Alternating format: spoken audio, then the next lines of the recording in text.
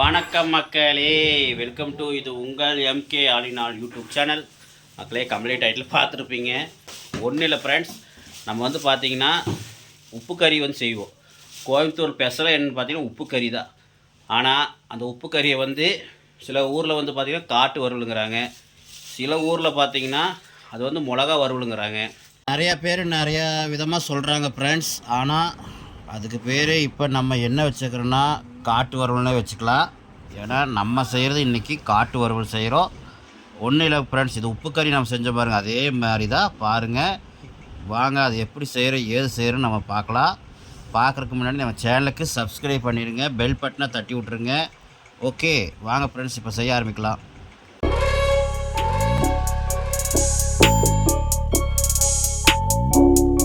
Friends பார்த்தீங்கன்னா இப்போ இதுக்கு செய்யறதுக்கு என்னென்ன பொருள்னு சொல்லிடுறோம் பாருங்கள்.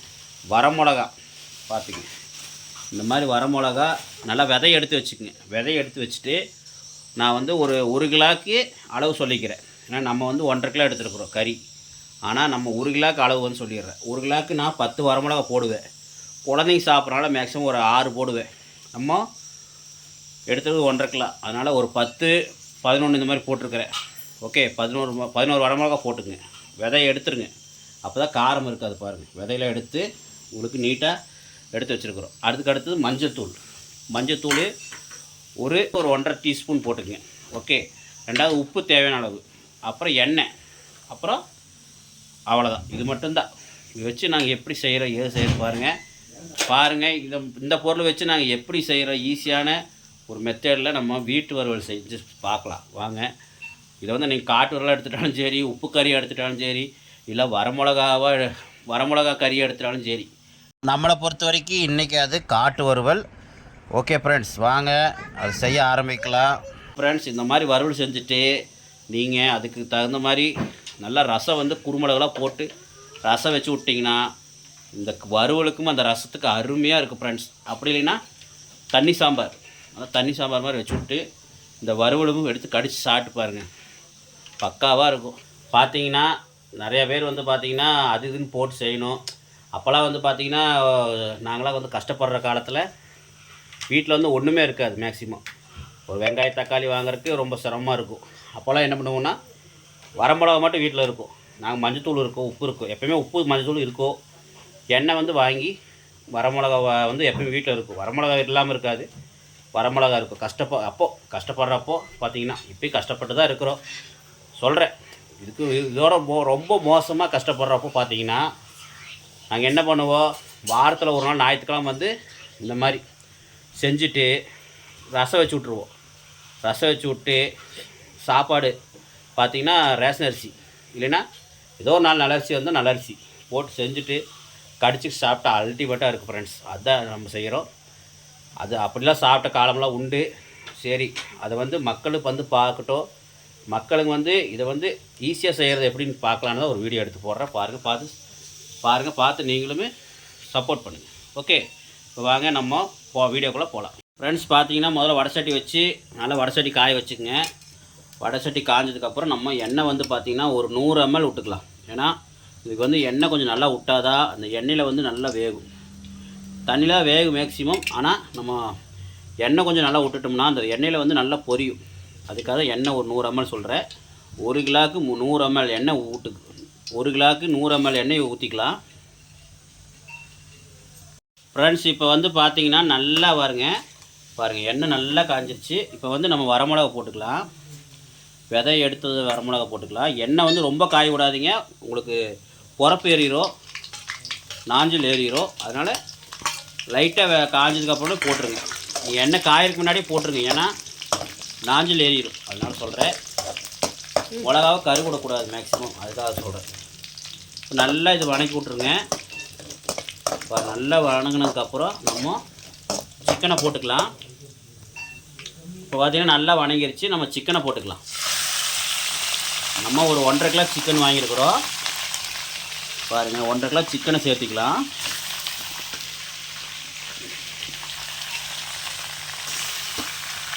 மேக்ஸிமம் இந்த நாட்டுக்கோழில் செஞ்சால் இன்னும் டேஸ்ட்டாக இருக்கும். நம்மளுக்கு பட்ஜெட் இல்லாதனால நம்ம ப்ரைவேட் கோழில் செய்வோம். இப்போ நீங்கள் வந்து பார்த்தீங்கன்னா உங்கள் ஃப்ரெண்ட்ஸ் கூட போய் எங்கேயாவது வெளியே போகிறவங்க இந்த மாதிரி ஒரு காட்டு வறுவல் இந்த மாதிரி செஞ்சுக்குங்க. இந்த காட்டு வறுவல் இந்த மாதிரி செய்யுங்க. செஞ்சிங்கன்னா ஈஸியாக உங்கள் ஃப்ரெண்டுங்களாம் நீங்களாம் கூட சேர்ந்து ஒன்றும் இல்லை ஃப்ரெண்ட்ஸ், ஈஸியான பொருள் தான் ஃப்ரெண்ட்ஸ். ஒரு 10 வரமிளகா எடுத்துங்க. 1 கிலோ கறிக்கு தேவையான அளவு உங்களுக்கு எவ்வளோ தேவையோ எடுத்துங்க. 10 இல்லை 8 உங்களுக்கு எவ்வளோ தேவைப்படுது காரத்தை தகுந்த மாதிரி எடுத்துங்க. உப்பு தேவையான அளவு, எண்ணெய் 100 ml, அப்புறம் உப்பு, அப்புறம் வந்து பார்த்திங்கன்னா மஞ்சத்தூள் ஒரு 1/2 ஸ்பூன் கணக்கு பண்ணி போட்டுக்குங்க. அவ்வளோதான் ஃப்ரெண்ட்ஸ். போட்டு செஞ்சிங்கன்னா காட்டில் வச்சு செஞ்சுட்டு நீட்டாக சாப்பாடு போட்டு சாப்பிட்டோம்னா அல்டிமேட்டாக இருக்கும்.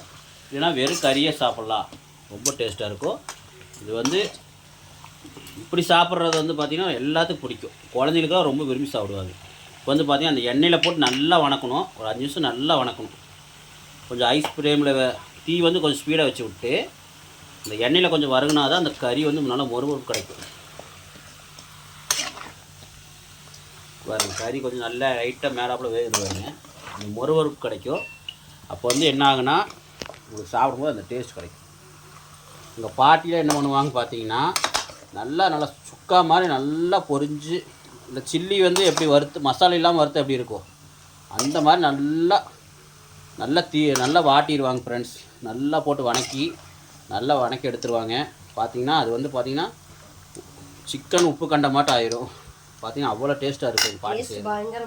பாட்டி அருமையாக செய்வாங்க. பார்த்திங்கன்னா நல்லா வணக்கி கொடுத்துருவாங்க.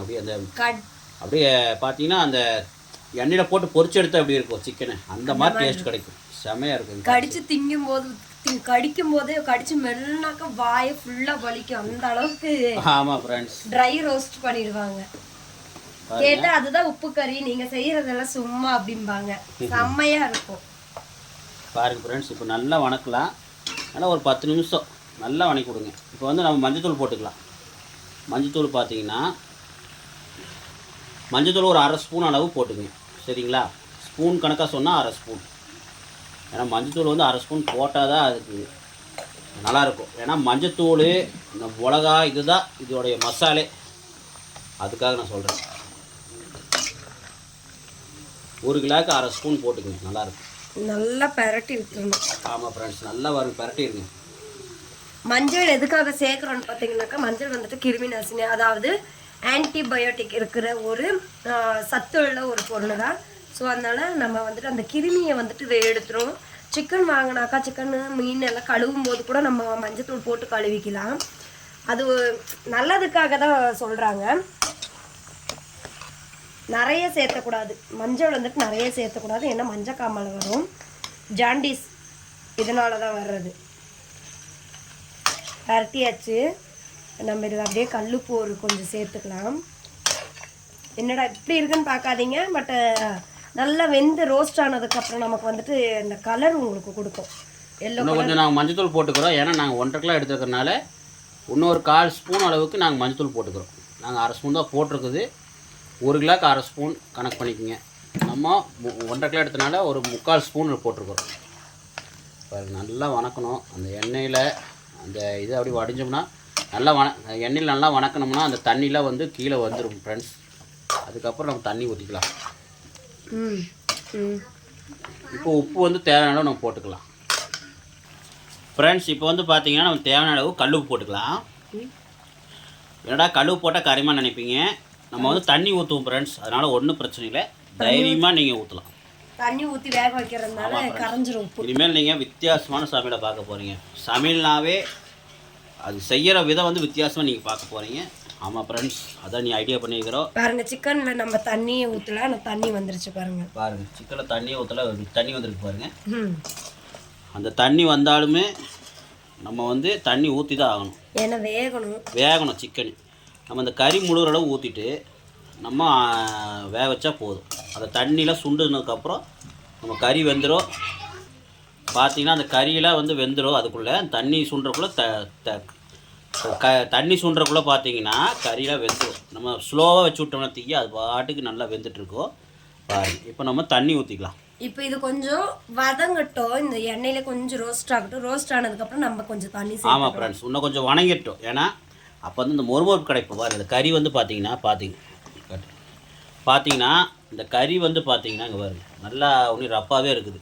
இது வந்து நல்லா ரோஸ்டாட் ஆனதுக்கப்புறம் பார்த்தீங்கன்னா இன்னும் டேஸ்ட் கிடைக்கும். அதனால் ஒரு 10 நிமிஷம் நல்லா வணங்கட்டும். ஓகே, இதுக்கு காம்பினேஷன் என்னன்னு பார்த்தீங்கன்னாக்கா நம்ம தண்ணி சாம்பார். ஸோ சில பேருக்கு தண்ணி சாம்பார்னா என்னன்னு தெரியாது. பேக் கேமராவில் காட்டுங்க பாருங்க. ஸோ பருப்பு தக்காளி நான் ஃபஸ்ட்டு வேக வச்சுட்டு மஞ்சள் போட்டு கொஞ்சமாக நல்லெண்ணெய் விட்டுக்கோங்க. ஏன்னா நல்லெண்ணெய் வந்துட்டு சூடு தணிக்கும். அதுக்கப்புறமா தக்காளி பருப்பு எல்லாம் போட்டு ஒட்டுக்க நான் வேக வச்சுட்டேன், மஞ்சத்தூள் எல்லாம் போட்டு. அப்புறமா நல்லா வெந்ததுக்கப்புறம் இறக்கிட்டு நான் வெங்காயம், பெரிய வரமிளகா காரத்துக்கு ஏற்ற மாதிரி போட்டு நல்லா எண்ணெய் கடுகு கருவேப்பிலை போட்டு தாளித்து விட்டுட்டு இந்த வெங்காயமும் வரமிளகாயும் போட்டு நல்லா வதக்கிட்டு இந்த பருப்பு கடைஞ்ச பருப்பு நம்ம எடுத்து தண்ணி ஊற்றி கொதிக்க வச்சு நல்லா பச்சை வாசம் போனதுக்கப்புறம் கொதிக்க வச்சுருங்க. கொதிக்க வச்சுட்டு இந்த பதத்துக்கு இருக்கும்போது நீங்கள் கொதிக்கும் போதே கொத்தமல்லி தூவி விட்டுருங்க. தூவி விட்டாக்கா செம்ம டேஸ்ட்டாக இருக்கும். ஸோ இதுதான் தண்ணி சாம்பார். ஸோ தெரிஞ்சவங்க நிறைய பேர் இருப்பாங்க, தெரியாதவங்களுக்காக நான் இந்த டிப்ஸ் கொடுக்குறேன். ஸோ இதுக்கு இந்த உப்பு கறிக்கு காம்பினேஷன் இந்த தண்ணி சாம்பார் அண்ட் தயிர் சாதம். இது பாருங்க. அடுத்து ஒயிட் ரைஸ் வச்சாச்சு, விசில் வந்தாச்சு. தண்ணி sambar with white rice and உப்பு கறி. ஸோ பாருங்கள், இப்போ கறி வந்துட்டு தண்ணியெல்லாம் மேலே வந்துருச்சு. இப்போ நம்ம இதில் வந்துட்டு ஒரு 1.5 டம்ளர் இல்லை 2 டம்ளர் அளவுக்கு நம்ம இந்த கறி முழுகிற அளவுக்கு தண்ணி சேர்த்துக்கலாம். இப்போ வந்து நம்ம தண்ணி சேர்த்துக்கலாம்.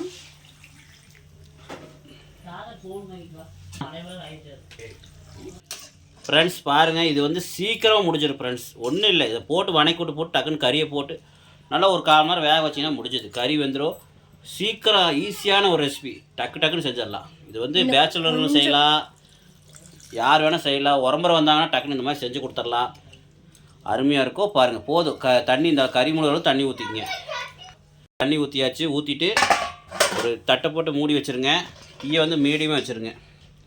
போதும். ஒரு 1/4 மணி நேரம் கொதிக்கிட்டோம். அதுக்கப்புறம் தண்ணியில் இழுத்ததுக்கப்புறம் நம்மளுக்கு கறி தண்ணியில் வந்து சுண்டுனதுக்கப்புறம் நம்ம கறியை வெந்துடும், நம்ம எடுத்துடலாம். ஓகே, இப்போ வாங்க நம்ம கறி வெந்ததுக்கப்புறம் உங்களுக்கு காட்டுறோம். ஃப்ரெண்ட்ஸ் பாருங்கள், நம்ம நல்லா பாருங்கள் வேக வச்சாச்சு. இங்கே பாருங்கள் தண்ணியாக வற்றி எப்படி இருக்குதுன்னு பாருங்கள். அல்டிமேட்டாக இருக்குது பாருங்கள்.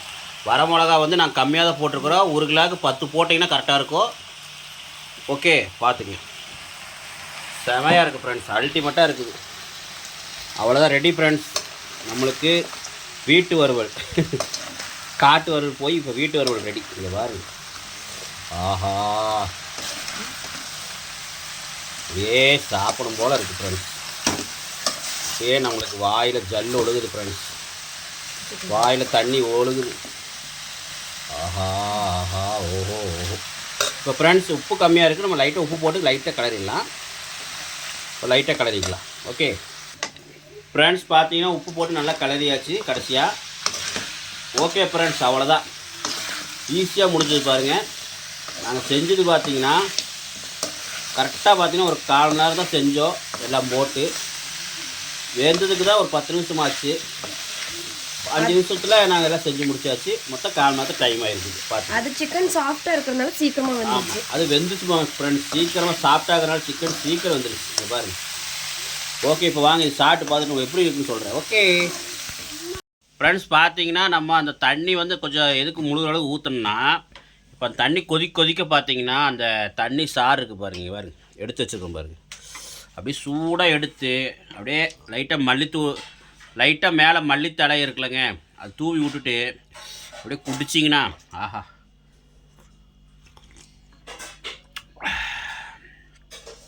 சூப்பாகவே இருக்குது.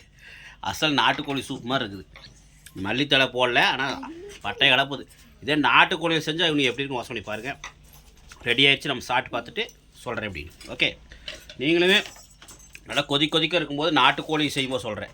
பிராய்லர் கோழி செஞ்சிங்கன்னா அது சத்து இருக்காது. அதனால் நாட்டுக்கோழி செஞ்சிங்கன்னா இந்த மாதிரி உப்பு கறி நாட்டுக்கோழி செய்யும்போது அந்த சாறு எடுத்து குழந்தைங்களுக்கோ சளி பிடிச்சவங்களுக்கு கொடுத்தீங்கன்னா மிளகு போட்டு மேலே மிளகுத்தூள் போட்டு கொத்தமல்லி தழையை தூவி விட்டு குடிச்சிங்கன்னா அப்படி சளியில் பிச்சுக்கிட்டு வந்துடும் ஃப்ரெண்ட்ஸ். ஓகே வாங்க நம்ம சாப்பிட்டு பார்க்கலாம் எப்படி இருக்குன்னு சொல்கிறேன். ஃப்ரெண்ட்ஸ் பார்த்தீங்கன்னா இங்கே பாருங்கள், காட்டு வறுவல் ரெடி. இங்கே பாருங்கள் சாம்பார், அப்புறம் உப்பு கறி, அப்புறம் பார்த்திங்கன்னா காட்டு வறுவல். அது வந்து இன்றைக்கி நம்ம வீட்டில் செய்யறனால வீட்டு வறுவல் ஆகி போச்சு. வீட்டு வறுவல், சாம்பார், ஒயிட் ரைஸ். வாங்க சாப்பிட்டு பார்த்துட்டு எப்படி இருக்குன்னு சொல்கிறேன். ஓகே ஃப்ரெண்ட்ஸ், பாருங்கள் கறி பாருங்கள். கறி இன்றைக்கி கொஞ்சம் சாப்பிட்டா இருந்தனால சீக்கிரம் வந்துடுச்சு ஃப்ரெண்ட்ஸ். இங்கே பாருங்க, அப்படியே பஞ்சு பஞ்சாக வருது ஃப்ரெண்ட்ஸ். இன்னொன்று ஃப்ரெண்ட்ஸ், இதில் இருக்கிற அந்த வரமிளகா போட்டு செஞ்சோம்லங்க, அந்த வரமிளகா வந்து சாப்பாட்டில் வச்சு சாப்பிட்டா அல்டிமேட்டாக இருக்கும். எனக்கு ரொம்ப பிடிக்கும் ஃப்ரெண்ட்ஸ். உப்பு கறினா எனக்கு உயிர். அது இந்த காட்டு வறுவல்னு சொல்கிறாங்க, அது அந்த ஊரில் அந்த மாதிரி சொல்கிறாங்க. ஆனால் நம்ம ஊரில் உப்பு கறி தான். இது வந்து மேக்ஸிமம் ஆசாரி வறுவல்னு கூட சொல்லுவாங்க. பாரு, ஏன்னா நாங்கள் ஆசாரி தான், அதனால் எங்களுக்கே தெரியாது. நாங்கள் ஆசாரி எத்தனைக்குமே எங்களுக்கு ஆசாரி வறுவல்னு கூட தெரியாது. அப்புறம் டிவியில் பார்த்தா எங்களுக்கு தெரிஞ்சுக்கிட்டோம். இங்கே பாருங்க,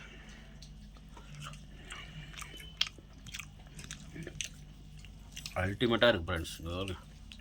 கறி அப்படி தொட்டினா பிச்சுட்டு வருது. ஆஹா, இங்கே பாருங்க, பல்காக ஒரு பீஸ் பாருங்க. ஆஹா,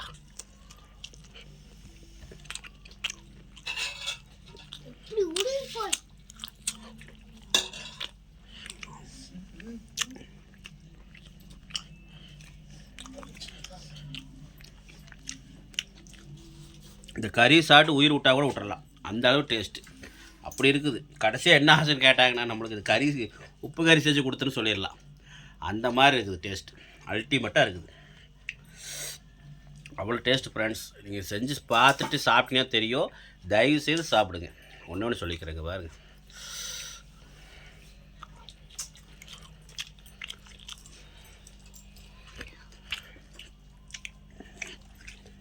இந்த மாதிரி செஞ்சு கொடுத்தா குழந்தைங்களும் விரும்பி சாப்பிடுவாங்க. காரம் கம்மியாக, வரமிளகா கொஞ்சம் கம்மியாக போட்டு செஞ்சு கொடுத்தீங்கன்னா குழந்தைங்க விரும்பி சாப்பிடுவாங்க. ஓகே, நாங்கள் சாப்பிட்றோம். நீங்களும் உங்கள் வீட்டில் போய் சாப்பிடுங்க, செஞ்சு சாப்பிடுங்க. சொல்லிட்டு விடைபெறுகிறேன். நன்றி, வணக்கம். இந்த வீடியோ பிடிச்சதை லைக் பண்ணுங்கள், ஷேர் பண்ணுங்கள், கமெண்ட் பண்ணுங்கள், மறக்காம சப்ஸ்கிரைப் பண்ணிடுங்க. புதுசாக பார்க்குறவங்க மறக்காம சப்ஸ்கிரைப் பண்ணிவிட்டு பாருங்கள். சொல்லிட்டு விடைபெறுகிறேன். நன்றி, வணக்கம் மக்களை. மீண்டும் நல்ல வீடியோ சந்திக்கலாம். பாய்.